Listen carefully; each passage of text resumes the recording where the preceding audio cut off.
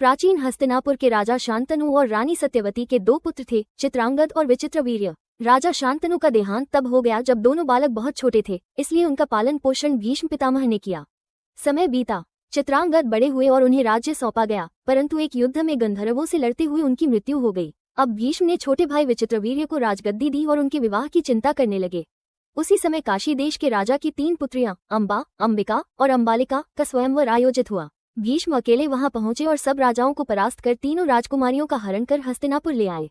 परंतु बड़ी कन्या अंबा ने कहा, हे आर्य, मैं पहले से ही राजा शाल्व को अपना पति मान चुकी हूँ। ये सुनकर भीष्म ने अंबा को सम्मानपूर्वक शाल्व के पास भेज दिया, लेकिन शाल्व ने उसे अस्वीकार कर दिया। निराश अंबा फिर हस्तिनापुर लौटी और बोली, हे भीष्म, आप मुझे लेकर आए हैं, अतः अब आप ही मेरे पति बनिए। भीष्म ने शांत स्वर में कहा, देवी, मैंने आजीवन ब्रह्मचर्य की प्रतिज्ञा ली है, मैं उसे नहीं तोड़ सकता। अंबा रुष्ट हो गई और परशुराम जी के पास जाकर सहायता मांगी। परशुराम जी ने भीष्म को युद्ध के लिए ललकारा और फिर आरंभ हुआ भीष्म और परशुराम का महायुद्ध। आकाश गूंज उठा, पृथ्वी कांप उठी, दोनों अमोघ योद्धा थे। अंततः देवताओं ने हस्तक्षेप कर युद्ध को रोक दिया। अंबा निराश होकर वन में तपस्या करने चली गई। उधर विचित्रवीर्य ने अंबिका और अंबालिका से विवाह किया, लेकिन भाग्य को कुछ और ही मंजूर था। दोनों रानियों से कोई संतान नहीं हुई। विचित्रवीर्य क्षय रोग से पीड़ित होकर मृत्यु को प्राप्त हुए। अब वंश नष्ट होने का भय देखकर रानी सत्यवती ने भीष्म से कहा, पुत्र, वंश रक्षा के लिए तुम इन रानियों से संतान उत्पन्न करो। भीष्म बोले, माता, मैंने प्रतिज्ञा ली है, मैं इसे किसी भी परिस्थिति में नहीं तोड़ सकता।